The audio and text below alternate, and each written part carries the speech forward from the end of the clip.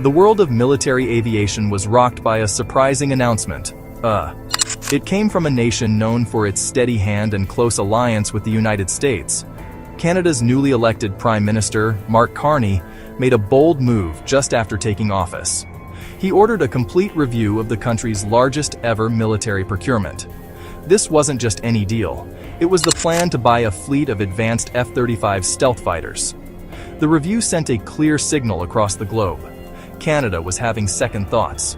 The decision to pause and reevaluate the F-35 purchase put a multi-billion-dollar contract, years in the making, under a powerful new microscope. Suddenly, the future of the Royal Canadian Air Force was up for debate. The original plan seemed set in stone for years. Canada was committed to replacing its aging fleet of CF-18 Hornet jets. These were aircraft from the Cold War era, reliable but increasingly outmatched. The government had selected the F-35, a fifth-generation marvel of technology from the American aerospace giant, Lockheed Martin. The deal was enormous. It called for the purchase of 88 brand-new jets. The total price tag for this advanced air power was a staggering $19 billion. For a country like Canada, this represented a monumental investment in its national defense and its alliance commitments. The path seemed clear, with the F-35 promising to bring Canada to the forefront of modern air combat capabilities. However, the full story of the contract had a crucial detail. While the headline number was 88 planes, Canada was not yet locked into the entire purchase. The contractual commitment was, in fact, much smaller. So far, the nation was only legally bound to purchase the first 16 of the 88 planned aircraft. This detail provided the new government with a critical window of opportunity. It meant that Prime Minister Carney's review was not just a political gesture. It was a genuine chance to change course without incurring catastrophic financial penalties.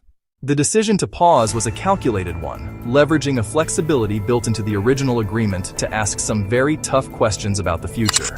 The reasons for the pause were complex and multifaceted. Whispers of concern had been growing for years, but now they erupted into a national conversation.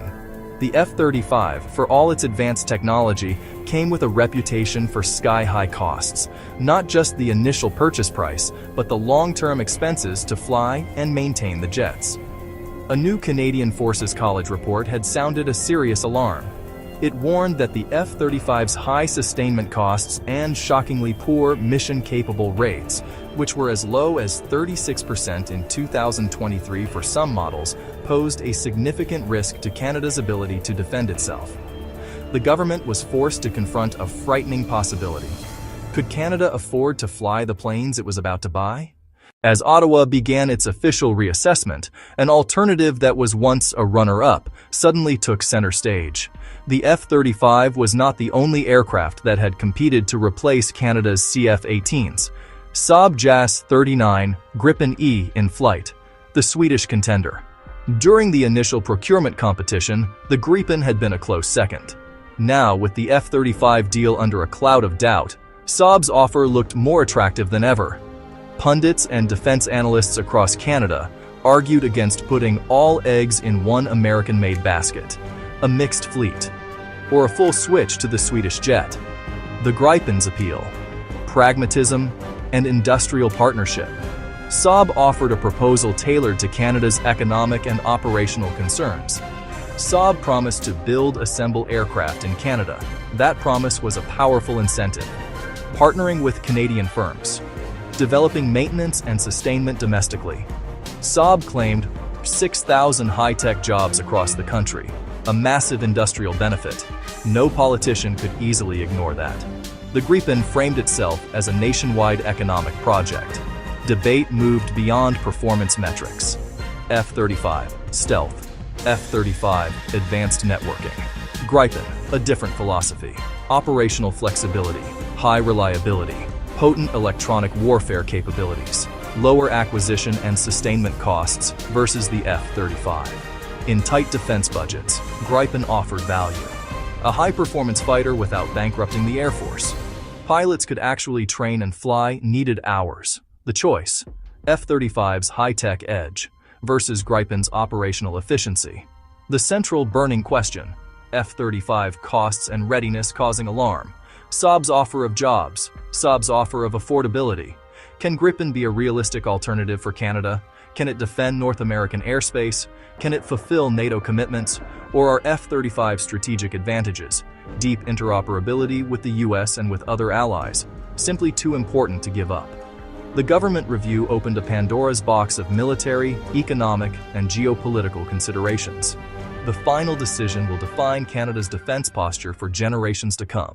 To understand why Canada chose the F-35 in the first place, we must look at its design philosophy. The F-35 Lightning II is not just another fighter jet. It represents a generational leap in air combat technology. It was conceived from the ground up with one primary characteristic in mind: stealth. The aircraft's shape, materials, and internal systems are all meticulously engineered to make it incredibly difficult for enemy radar to detect, track, and target.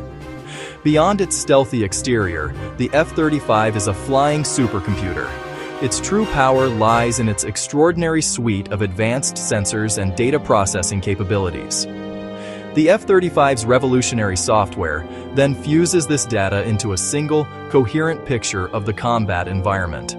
This information dominance is not just for the F-35 pilot alone.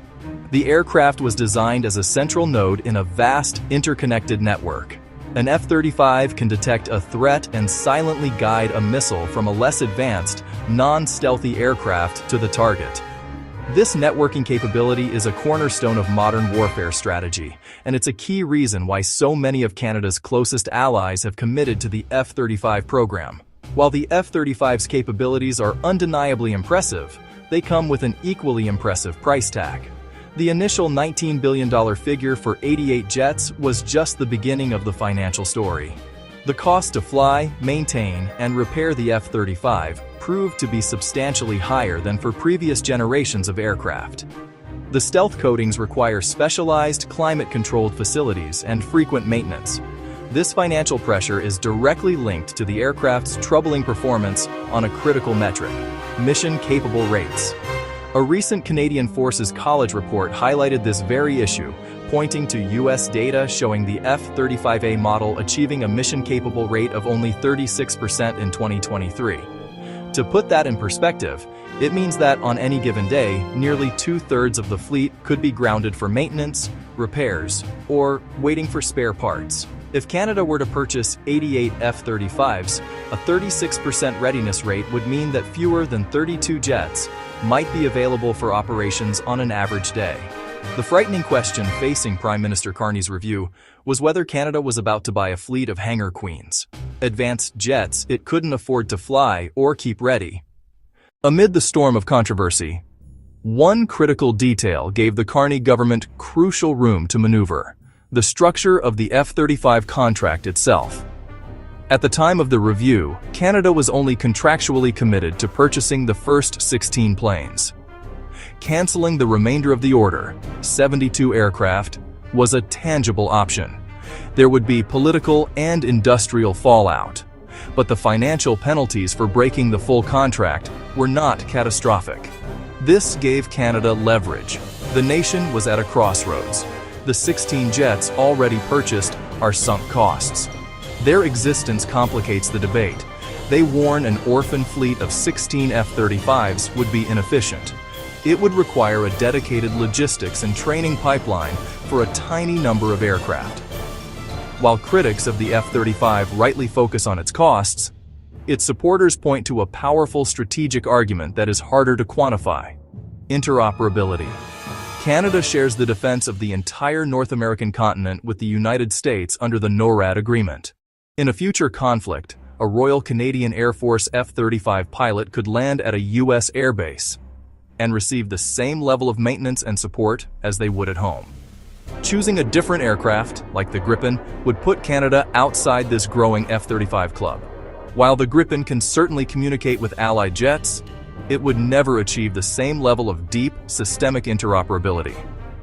For Canadian defense planners, the question is what price they are willing to pay for this strategic harmony. As the F-35 debate raged, the Swedish alternative, the Saab Jas-39 Gripen E, emerged as a potent challenger built on a fundamentally different design philosophy.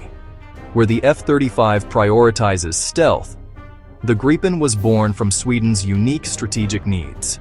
It focuses on a low radar cross-section, plus a world-class electronic warfare suite that can jam, confuse, and deceive enemy sensors.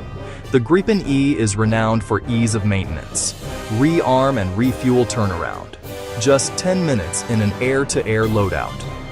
So one Gripen can generate more sorties in a day than many complex competitors. Saab's proposal to Canada went far beyond simply selling an aircraft. It was a comprehensive industrial partnership. Saab promised that if Canada chose the Gripen, the jets would be built or undergo final assembly on Canadian soil.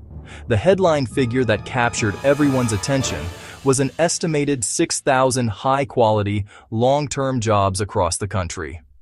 As we dissect the arguments, we must separate compelling myths from hard realities. The first myth is that the F-35 is the only aircraft capable of ensuring Canada's security. A pervasive myth is that a mixed fleet offers the best of both worlds. The reality is that it risks creating a logistical and financial black hole. Finally, there's the myth that this decision can be delayed indefinitely. The reality is that Canada's fleet of CF-18s is aging rapidly, and the capability gap is widening every year. Ultimately, the choice must come down to a clear understanding of what Canada needs its fighter jets to do. If the government's top priority is seamless partnership with the United States, then the F-35 is the logical choice. If, however, the priority is a larger, more active, consistently ready Air Force, then the Gripen presents an overwhelmingly strong case. The greatest threat to the Royal Canadian Air Force is not a specific enemy aircraft, but the hollowing out of its own force structure by a platform it cannot afford to fly. The Gripen shock was not that it outperformed the F-35 in a dogfight, but that its entire proposal exposed the deep risks in Canada's original plan, making the Swedish challenger a far more potent and realistic contender than anyone in Ottawa ever saw coming.